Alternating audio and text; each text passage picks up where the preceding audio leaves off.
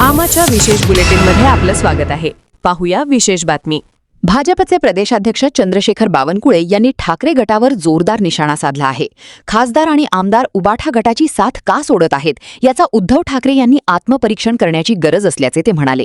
राज्यातील बदलते राजकीय वातावरण, ऑपरेशन टायगरच्या चर्चांदरम्यान ठाकरे गटातील वाढत्या नाराजीवरही त्यांनी भाष्य करत विरोधकांवर टीकेची झोड उठवली। उद्धव ठाकरेजींनी लोकसभाध्यक्षांना पत्र दिलेलं आहे की खासदार जाण्याची भीती आहे, त्याबाबत हे पत्र आहे।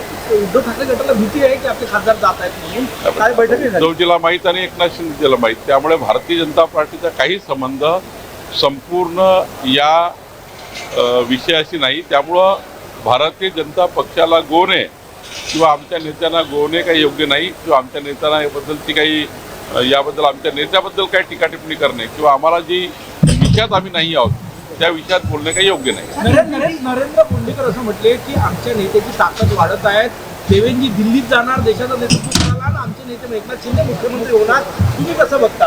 असं आहे, नरेंद्र बोंडेकरने आपल्या भावना व्यक्त केल्या असतील, भावना व्यक्त करायचे अधिकार आहे, पण आज तरी मला वाटतं राज्यामध्ये मुख्यमंत्री देवेंद्र फडणवीस यांना मॅन्डेट मिळालं आहे। मोदींच्या नेतृत्वामध्ये देवेंद्रजी आज मजबूत मुख्यमंत्री महाराष्ट्राचे आहे आणि आज राज्याच्या विकसित राज्याच्या भूमिकेला देवेंद्र फडणवीसजी हे अत्यंत महत्त्वाचे लोकनेते, अत्यंत सक्रिय मुख्यमंत्री आणि या राज्याला मजबूत असे मुख्यमंत्री आहेत। त्यामुळं आज तरी कुठल्या विषयावर चर्चा करून उपयोग नाही आहे। महाराष्ट्रात झपाट्याने विकास देवेंद्रजींच्या नेतृत्वात होत आहे, अशा परिस्थितीत भाजप देवेंद्रजींना दिल्लीत घेऊन जाईल अशी स्थिती सध्या तरी आहे, काय वाटतं? तुमच्या माझ्या हातात ते आहे का?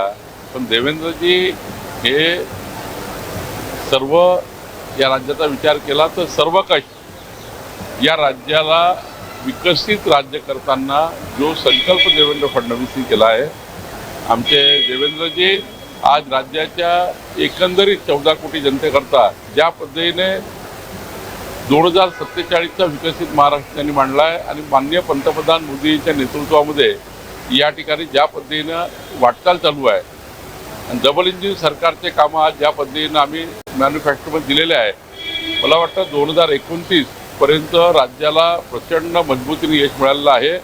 मुख्यमंत्री पदाबद्दल चर्चा करणंच योग्य नाही आहे, चर्चेचाही विषय नाही आहे आणि खऱ्या अर्थाने याबद्दलच्या पत्रकारांनी चर्चा करू नये। पत्रकारांनी विकसित महाराष्ट्राकरता देवेंद्र फडणवीसजीच या राज्याचे मुख्यमंत्री आहेत असाच त्या ठिकाणी कयास ठेवून तुमचाही कार्यकाळ चालू ठेवा। गेल्या वेळेस हे बंड झालं तेव्हा उद्धवजींना आपले आमदार खासदार सांभाळता आले नाही अशी चर्चा होती, आता ही तीच टीका होते की उद्धवजींना आपले खासदार सांभाळता येत नाही। संजय राऊत भाजपवर टीका करत असतात आणि त्यांचे खासदार त्यांना सोडून चालले। मला असं वाटतं की उद्धव ठाकरेजींनी आपला पक्ष सांभाळावा, एकनाथ शिंदेंनी आपला पक्ष वाढवावा याबद्दल कुणाची काही ना नाही, त्यांनी आपल्या पक्षाचे निर्णय करायचे। आता उद्धव ठाकरेजींना आमदार खासदार का सोडून चालले त्यांनी आत्मचिंतन करायचं आहे। ते कुठं जात आहे, का जात आहे, कशामुळे जात आहे, पण भारतीय जनता पार्टीचा या संपूर्ण कुठल्याही ऑपरेशन कुठलाही त्या ठिकाणी फोडाफोडीचा संबंध नाही। आमा चॅनलला लाईक करा, बातमीला शेअर करा, सबस्क्राईब फॉलो करायला विसरू नका।